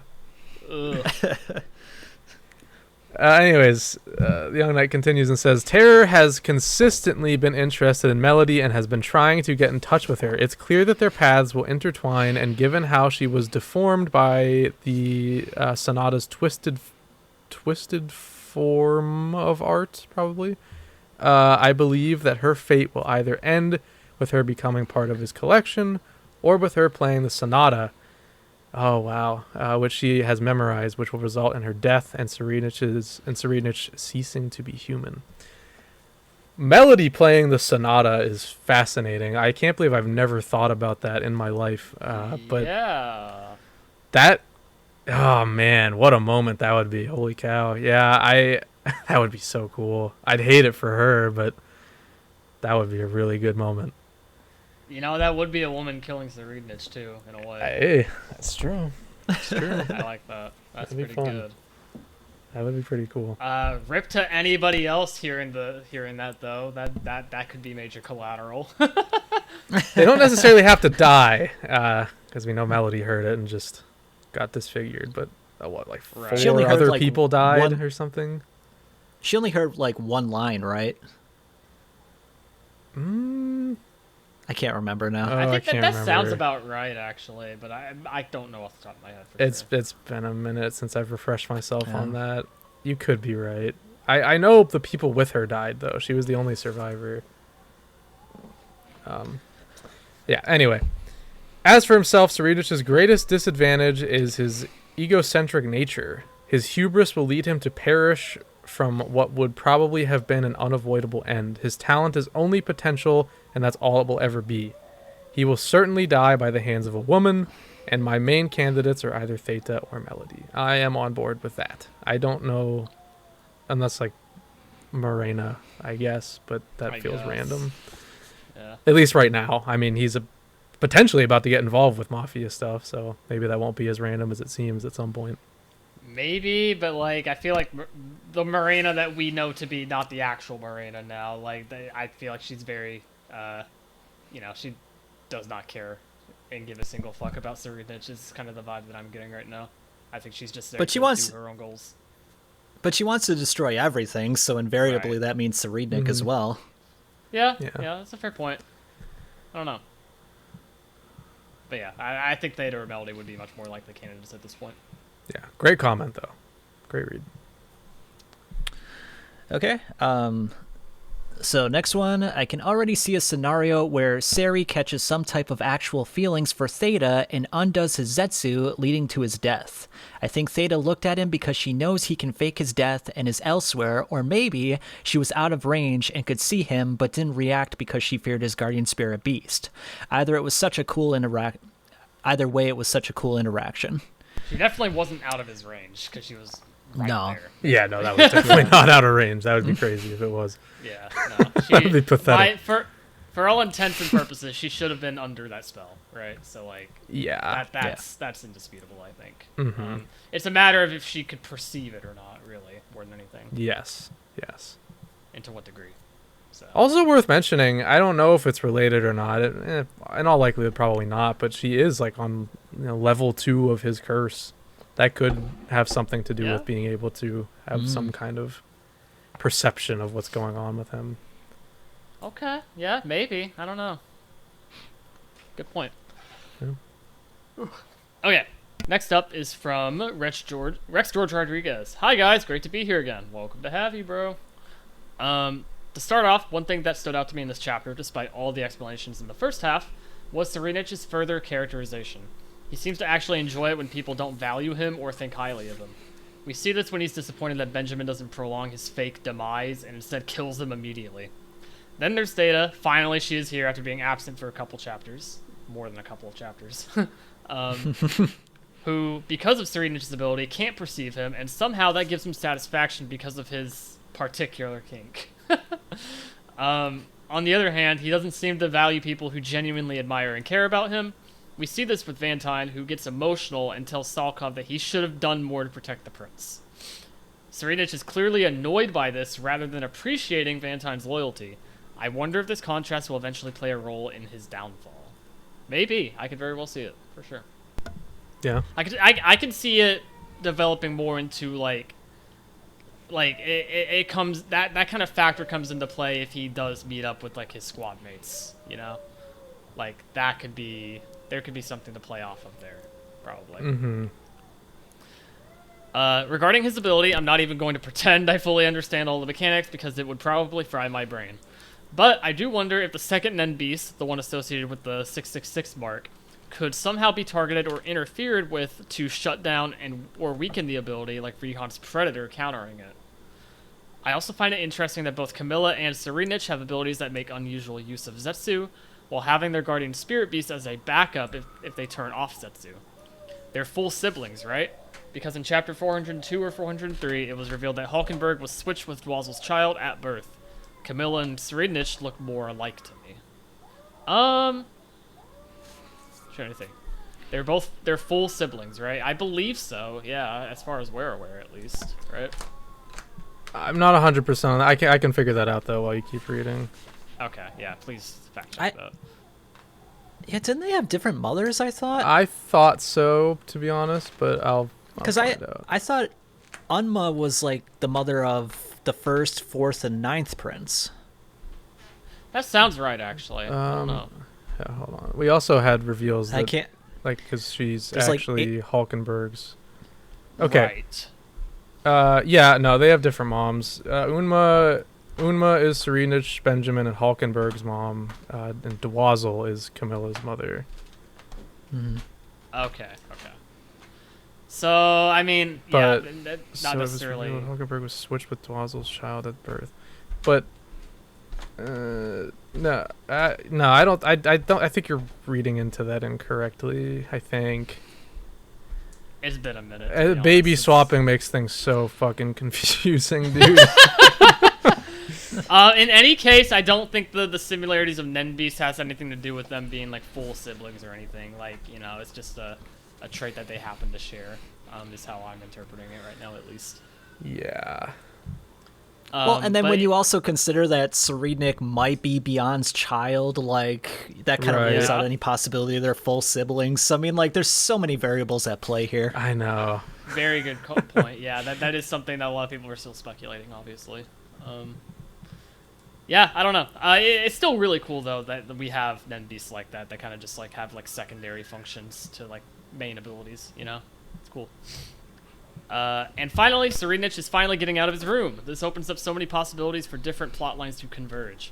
Now that everyone believes he's dead, he basically has the perfect opportunity to move around the ship without people realizing who he actually is. I'm really curious where his first destination will be now that he's on the loose. Thanks, guys, for reading my comments. Smiley face. Thank you No for writing in. problem.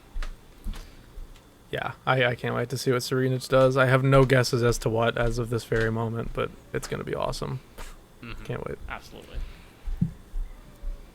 All right, next up is from Smoky Lonesome 430, who says, "Hey guys, I haven't commented since last batch, so it's good to be back. I just wanted to lock in that I think Crollo and Seri will team up. Crollo can use Convert Hands to disguise Seri, and Seri can help Crollo steal treasures in return." Very. Hmm. I mean, it could happen. I would that- need to be convinced on the why, though. Yeah, I think. that's the thing. Yeah, you say that, but like, why does why does that happen? I see the function of a team up, but how does that come about? I think it's more likely that he just tries to steal his ability and steals the treasures Right. himself. Yeah, Like yeah, creating an illusion, you know? yeah, exactly. Yeah, there's really no need to. And he's To looking team for an up. ability in which he could take down Hisoka. I mean, like, think about it. If he had two different abilities, he's using Tserriednich's ability and some other ability on Hisoka. Hisoka's attacking some illusion, and he's behind him doing Man. something out. Like, forget That about would it. be crazy. Yeah. Jeez. So like, the functions of a team up like this, or just them interacting in general. I see avenues of which that could happen, but I really need to convince on like how we get there in the first place, because like those characters, especially for a team up, because those characters' personalities do not mesh very well together, in my opinion, and their goals especially. Obviously. No. So, more convincing needed for me to get fully on board with something like this, but cool nonetheless. Cool idea. Yeah. Okay, so this one's from Auto Angelic. Just did a quick check, and the last full Tserriednich focused chapter was 387, 8 years ago. But seeing how this chapter ended, I wouldn't be surprised if we don't catch up with Seri for another 15 chapters. LOL. Now that he's on the run, Yeah. Crazy. long time. Now that he's on the run, there are a million directions he could go, but the one potential one I find the most interesting is him looking for Melody. Maybe Seri assumes her ability, and the way that it disturbed his future vision is the key to unlocking its potential. He's a perfectionist, and he explicitly asked to meet her, so it's possible. The only problem is that I really don't want one of my favorite characters anywhere near him, LOL. He could also bump in the Seri squad, or even one of the Haley members. I feel like they have to interact at some point. Crollo is also someone we haven't gotten an update on in this batch, and if Parallel Future is the Nen ability he is looking for, I could see him getting notified that his target is finally close or on the move when Seri moves between tiers. Still rooting for Crollo to want Camille's ability, though. Yeah, like, what do you guys think is the most likely possibility? Like, whose ability do you think he's after right now? In terms, who do you think is his perfect partner with that ability? Yeah. Me and Dylan, I don't know if Dylan, your opinion has changed much at all, but I'm really on Team Kurapika. I really it's think it's Kurapika. leading him to Kurapika, personally. Okay. We got convinced so on is- this very recently. I can't remember who convinced us. Do you remember, Dylan? I forget. Man. There's been so much that's happened in Hunter x Hunter since that comment that really got us. But I apologize to whoever it was, but yeah, we've been very on board with that idea ever since we read that comment. So you think he's after Kurapika's ability, or like Not after his perfect ability, partner is but someone? his perfect partner is Kurapika, is what we think. And I don't Because, think like, perfect I partner thought- is leading him to a person whose ability he wants to steal, just a person that will work well together with him in this scenario. Oh, okay. Because I had a different interpretation because I thought like he was searching out an ability in which he could take down Hisoka with, but like maybe that perfect partner leads him to, one of those Kakken treasures in which he can level up his own abilities. So yeah, maybe that's possible as well. Yeah. And it all comes down to the fact that, like, I think it would just be the most thematic and convenient way to get those two characters to finally interact in this arc and set up for both of their goals and just for greater things, right? And because obviously, like, Kurapika and Kurolo are very much like, they're very different characters, but they are very similar in so many ways that, like, neither of them would admit to, basically. Which is why I'm really in love with the, the perfect partner theory for those two. I mean, do you think after everything that happened in York New that Crollo would want to work with Kurapika at this point? I mean, like, No. do you feel like No. enough That's time's what'll make gone it. by? That's what'll make it interesting. Because if his ability is telling him this is the person you have to work with to make this happen, what happens? And keep in mind, we have the Long Heat Nen contract as a Chekhov's gun. That's the big thing. Mm-hmm. Like, Yeah. I think Yeah. that will So come into play for something like that. that could get personally. Kurapika to agree to working with Crollo in that instance. Yeah, yeah. But yeah, that's Uh, just what we think. I don't know. Who knows? Then there's the weirdness surrounding Theta potentially seeing him. I honestly love if she can sense him. There'd be something poetic about the woman who essentially kickstarted his ability being the one who ultimately turned it off. Though that might undermine all Kurapika's setup, Togashi has been building since the start of this arc and doesn't really line up with how Theta previously interacted with his Nen ability. But goddamn, I want to see more of Theta. Can a guy dream? 2 more chapters to go. Unintentional highlight of the chapter was the cute Benjamin Chibi moment. Oh yeah, I guess Yeah. where he was like kind of pissed off. Yeah, I like that a lot. in Tserriednich's mind, yeah. I love the little characterizations that Togashi does for these characters from time to time. It's so fun. Yeah. Alright, next comment is from Stonebreaker.io. Can't wait for the scene when Tserriednich dodges Kurapika's attack once and is like, "Dear God, I'm perfect." And then Kurapika immediately understands his whole ability somehow. Very likely. Yeah. Let's be honest here. Deduces every single detail within the span of Perfectly. 5 seconds. Yeah. And I believe it, given his track record so far in this whole arc. He's killing it. a genius. Yeah. One day. All right. Next is from Spiral Trigger. Let's see what you got for us. We have a list. Let's see what this is. My prediction is that Tserriednich will be the character to be member 0, referring to Morena's ability. Wow. All right. Let's hear how this happens. So I think this is a step-by-step process that he's laid out here for us. So 1, I believe, or maybe these are points of evidence, I think, actually. 1, I believe Crollo will meet Morena to play the negotiation game, but he will succeed and win her affection. I'm already not on board with this at all because I think that would really downscale Morena as a character. That sucks. I hate I think that harms Miranda's character a lot if that That's happens. yeah. Or She something. cannot be under anybody. That is awful. Sorry to say, but I'll continue anyway. Morena wants Crollo as a member, but he denies. Crollo will catch up to Borkson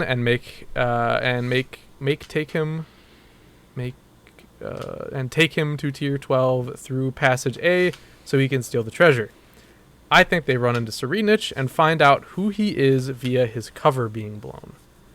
I think Krollo and Tserriednich make a deal where Tserriednich tells Krollo the National Treasure's location, and in exchange, Krollo uses convert hands to make them look like each other. There's more of that.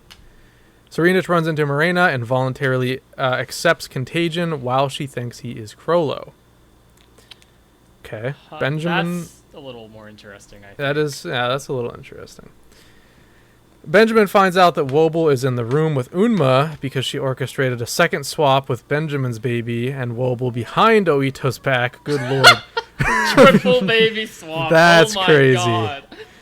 Because Oito's family is a sham marriage between the partnership of Unma and beyond. That'd be fucked. Oh my Holy God. cow. Benjamin in a rage kills Wobble and leaves. News gets to Kurapika and he storms out to look for Benjamin. Wow. Okay. Sure, man. Let's finish this out. We're just going balls to the wall. All right. This is wild shit. Benjamin goes through Passage C and finds the dead body of Zhang Lei. Benjamin searches for Hulkenberg, but is running low on time. Something. He's just lying there. He's just dead, yeah. The death knell got him. Unknown. Well, they did mention that earlier in the arc. They did. Yeah, it's true. Yeah, they made a joke about it. So he decides to go to Nasabi to force him to enact the Emergency Powers Act, but find out Hulkenberg is inside Nasabi. This is something I do agree with, this part in particular.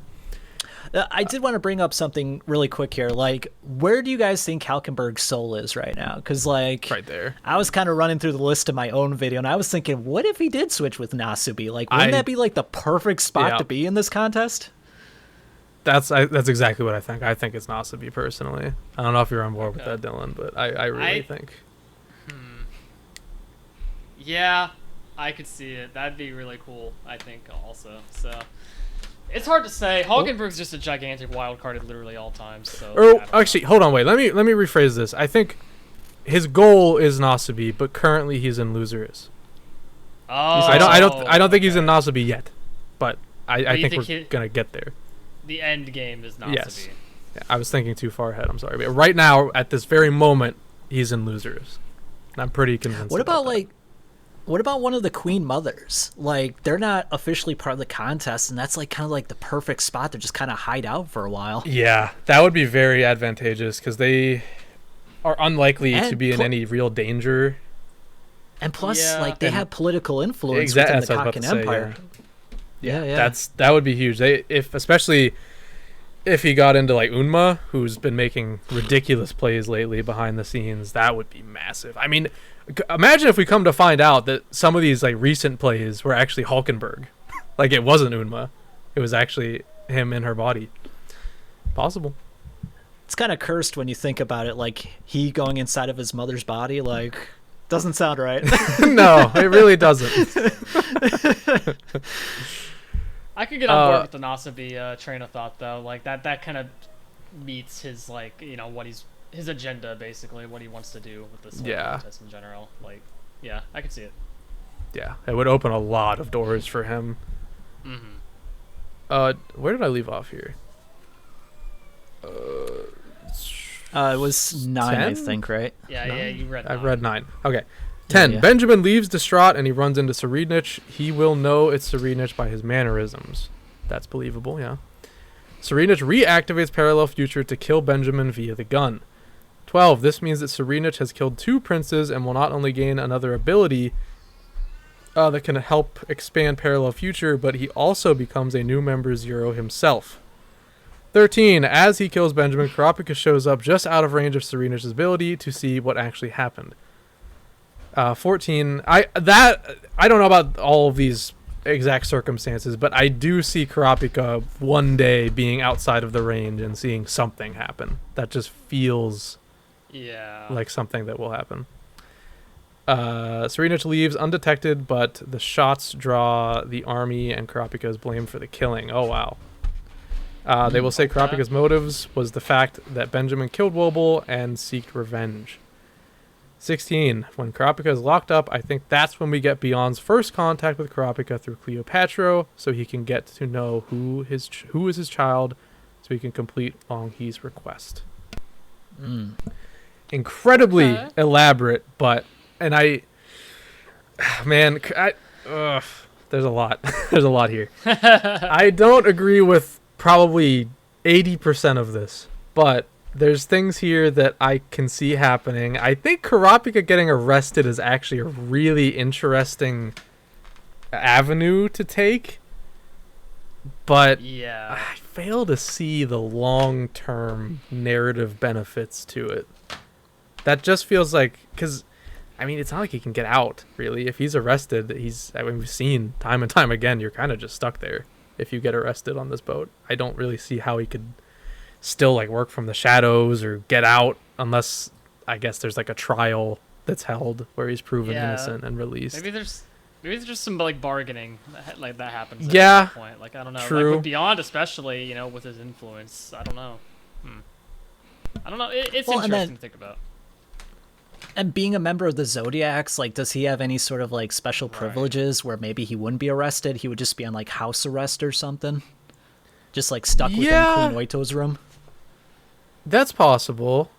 I feel like leaving a criminal, a convicted criminal, or a accused criminal, I guess, on tier 1 would be pretty dangerous, but like, Queen Oito, for example, like, she's confined to room 1014. Like, if she leaves, she'll be arrested, so she's kind of under the same circumstances. Yeah, for different reasons, though. In this case would be murder, but yeah. I mean, we don't have to assume that this is what would get Kurapika locked up, because, again, I don't agree with a large majority of this, but there are things in here I can get behind. I think Tserriednich being a carrier of contagion is, I mean, that's one of the most horrifying things I can think of to happen in this arc. Like, that is not the person you want to have contagion. But it would be interesting, that's for sure. But the circumstances... Oh, go ahead. I just don't know if I buy that whole theory, because, like, you know, like, parts of contagion is like when you reach level 20, you learn a Nen ability. He already has his ability. Like, what would he learn at that point? Like, I don't know. It just seems weird. Yeah, that's something I really want to see happen. As somebody with an Nen ability reaching level 20. I like, do they just get a second ability? That would be pretty crazy. But it's possible. What, like, I know a little bit off track here, but what do you guys think, like, is Beyond's intentions with this whole succession contest? Like, do you think he has someone in mind that he wants to win? Is it Tserriednich, or does he just not care? He just wants friendly relations with the Kakin Empire? I personally, I have two minds about this, because, I mean, this has been a massive topic of conversation over these last few weeks, as I'm sure you can imagine. So I've kind of developed two key thoughts about it. My personal one that I had before we even started talking about it too in depth was just that I really think this whole thing is just a means to an end for Beyond. Like, he doesn't really care about the results all that much, as long as he gets to the Dark Continent and is able to do his whole thing there. But on the other end, I kind of think through roundabout methods, this could lead to him being king. If there are enough, because we talked about, oh man, I'm hazy on the details of it, but we had the thought of, no wait, that's ruled out. Actually, that's actually extremely ruled out. We had this whole thing with one of Bill's plans, but now Bill doesn't respect Beyond, so that's probably out the window. That's actually maybe that's a front still. Hey, I mean, that's actually possible. I don't take Bill for a liar, though, personally. No, I don't. That's gonna make it all the sadder if a betrayal does happen. But you know, True. But either way, I still think those are my personal two leading things. Either he wants to become the king of Kakin himself through extremely convoluted and roundabout methods, or he just doesn't care at all. Period. It doesn't matter. Well, I think he cares because, like, he wants to use the quote-unquote new continent, the Dark Continent, as like a base of operations. Correct. to the Dark Continent, so that he can get, like, supplies and resources going. So I mean, he probably wants, like, them to bend to his will, which means he probably wants someone who's relatively passive and is going to do what they're told. So like someone like Tyson might be a good choice in that regard, because she'll just happily agree to whatever he says. Whereas Tserriednich or Halkenberg have their own agenda, and they're like, nah, I'm not going to support you. You're like, who are you? Like, I don't care about your goals and ambitions. Like, I'm trying to rule the world here. Yeah, in that case, exactly. Yeah, I think he would want somebody who's more, not a strong personality. He would want somebody who's more agreeable and willing to do what he wants. Prince Mariam, who's just a child. I mean, yeah, that would control probably be him and ideal. do whatever he wants. I mean, you could argue maybe he wants Wobble to win. Honestly, literally just a baby.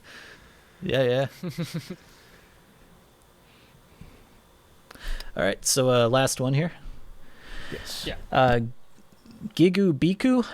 Hey guys, great chapter. Finally learning more about Tserriednich's Nen ability. As long as he can maintain both Zetsu and a certain distance from his Nen beast, he can continue the illusion. Also, if he experiences a distraction like pain, he loses his Zetsu, thus losing the illusion.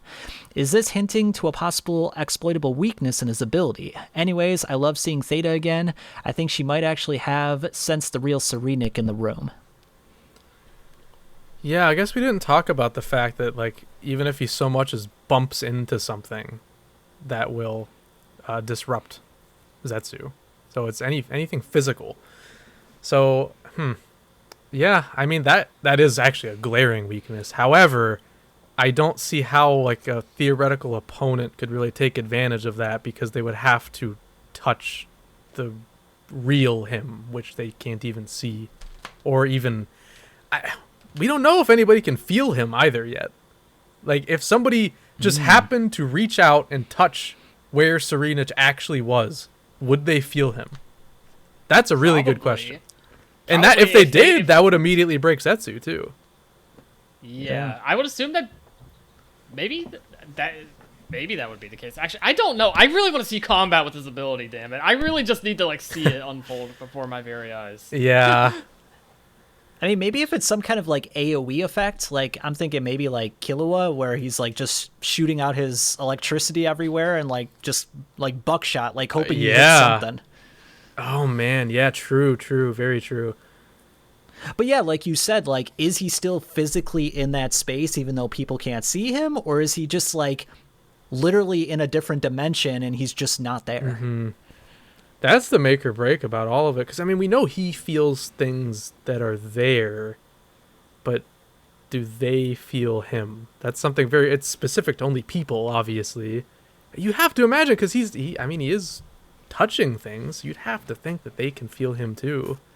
God, I don't know. So, like... But, like, I mean, he threw a water bottle at Salkov's head and he didn't feel shit. So, like, I don't know. But that's the inverse. I'm wondering somebody touching him. He can do whatever he wants to other people. I mean, they won't feel it, but... Yeah, I don't know. That's a weird one.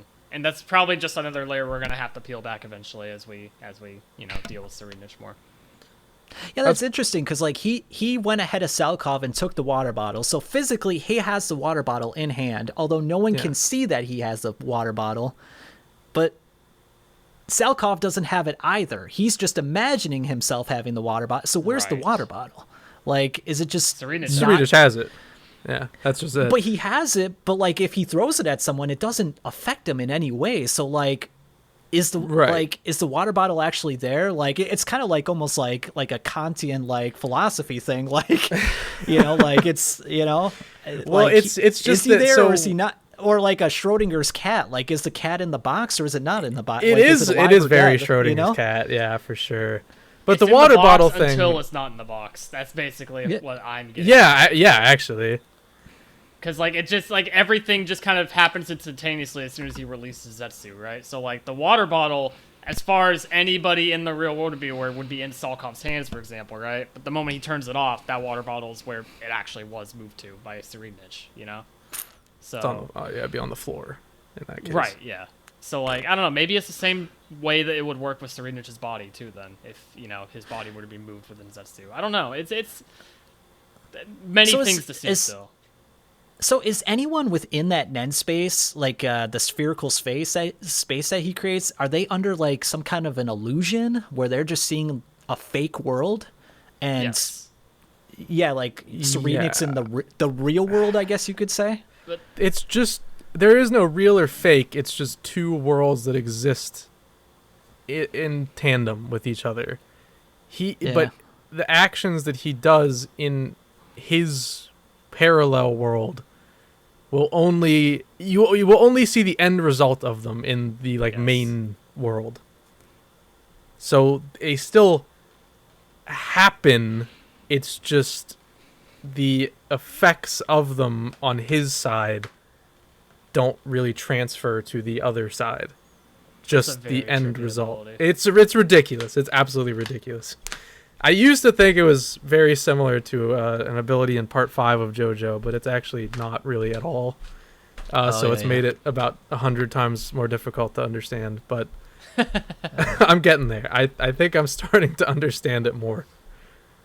I Maybe feel like if they anytime animate this eventually, it'll be easier to understand through that medium. I don't know. I'm grasping at straws. I feel like anytime you see a fictional use of like time travel, it just gets so muddled. Like it's so hard for us to like grasp what's going on because we live in a, like an Arrow universe where only one timeline exists. Well, at least we think, and that's all there is. Like when you try to throw in all this different stuff, it's like it's almost too much to handle. Mm-hmm. It is. It absolutely is. This is a very complicated ability. I think that's why Togashi gives us chapters like these about it, because the more we see it in totality, the more we can understand it. And even though, I remember the first chapter that we really got the breakdown, I was like, oh my god, this is too much. I cannot get this all down. But now we've had even more things added on top of it, and in hindsight, I'm like, I guess he is piecemealing the information. It's just so much information at a time. Yeah. It doesn't feel like it. I love it, though. It's awesome. I wouldn't have it any other way. Oh, yeah, absolutely. All right, and that's... even the ephemeral 10 seconds is kind of a weird thing to think about because it's like it happens in the blink of an eye for him. Like, how is that happening? How is he receiving that information for 10 seconds in like the blink of an eye? Like it's I don't know. It's almost too weird to think about, I guess. I assume the way we could humanize it is he probably just gets the knowledge of what happens and he can remember it from that point on. It's like it just happened to him. I don't know, this conversation, I can remember it in a second from now and I could probably recite it back to you. He can do that for something that's about to happen. Something like that. Normal conversations. Yeah, very normal. Yeah, well, Togashi's a mastermind. I can't put it any other way. It's funny how this kind of stuff is really confusing in any medium to be introduced to, but Togashi's trying his best to make it digestible to a degree. It's weird. It's just weird talking about it more than anything, I think. I feel like I understand it better when I'm thinking about it in my head. Yeah, that's a great way to put it. Anytime I put it out loud, I'm like, wait, no, there's no way it works like that. But if I'm thinking about it, I'm like, yeah, of course it works like that. I don't know how that works. Yeah. Well, that's gonna do it for community. That's gonna do it for community comments this week. I am so out of it today. I'm so sorry, guys. But thank you to everybody who wrote in. Apologies if we did not include your comment. As always, we have a lot of comments. But be sure to go check out the community post for additional comments. I know Insert Name had a very long comment that was very well spoken as well, from what I read of it so far. That I'll be going back to reread. So be sure to check out those community comments, and remember that the community post goes out every Sunday morning as the chapter drops officially from Viz. So keep an eye out for those and the call-out post from Twitter and Bluesky if you want to be potentially included in future episodes. That's right, and with that, this has been the Hunter Association. Thank you so much for listening. We are available on all major podcasting platforms, as well as YouTube for the video version. Be sure to follow, rate, review, and comment on Spotify and Apple Podcasts. If you're watching on YouTube, make sure to like, comment, and subscribe. You can also follow us on Twitter at TXHXAPod, as well as Bluesky at THAPod for updates on the show and as an alternative way to some responses to the weekly call-out posts. If you'd like to listen to the show ad-free, be sure to check out the Patreon. Those of you who join at the $5 tier will get their name read on the show at the end of every episode. Thank you to our $5 tier patrons, Milu Kitty and Oh Meowly Cat. As always, we'll be here the same time every week talking about Hunter x Hunter. BerserkDude, thank you so much for coming on. It's been a blast. Where can people find you online? Just my YouTube channel, BerserkDude. I also have a Patreon and a Twitter account as well. That's all linked in my information on my YouTube channel. So, yeah, it was fun being on with you guys, talking Hunter x Hunter. I mostly talk about Berserk, so it's nice to talk to a couple guys about Hunter x Hunter. So, yeah, it was a great time, guys. Thanks for having me. Thank you. Absolutely. I was looking at your Twitter earlier, too. I noticed you post about a Berserk TCG. I've never heard of that before. The art was really cool, though. That's what most people say. Yeah. It came out between 2003 to 2005. It was made by Konami, the same people that made Yu-Gi-Oh! Yeah. And it's phenomenal because it takes panels from the manga and it colorizes it. So, like, you're seeing Berserk in a whole different way.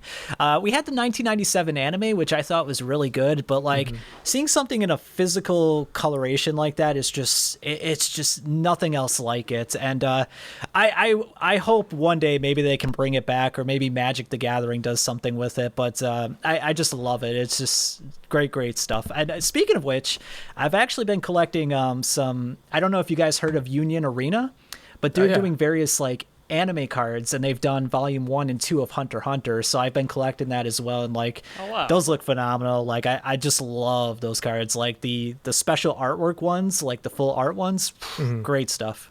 Yeah. There's some good-looking Union Arena cards. The Kagurabachi set that they did not too long ago actually really caught my eye from them. Really, really cool stuff that they have going on there. It's just getting scalped like crazy. Well, for sure. Every card game under the sun Ridiculous. right now. Don't ask me about One Piece, how that's going right now. What's like the aftermarket like on the Berserk cards? I'm just curious. I've literally never heard about it. It's horrific, man. Like, really? I started last year, and it was already expensive last year. Like, some of the more rare cards, I was paying, like, for example, like a super rare holo, some of the rarest cards in the sets were going for like $2,000. Just absolutely ridiculous stuff.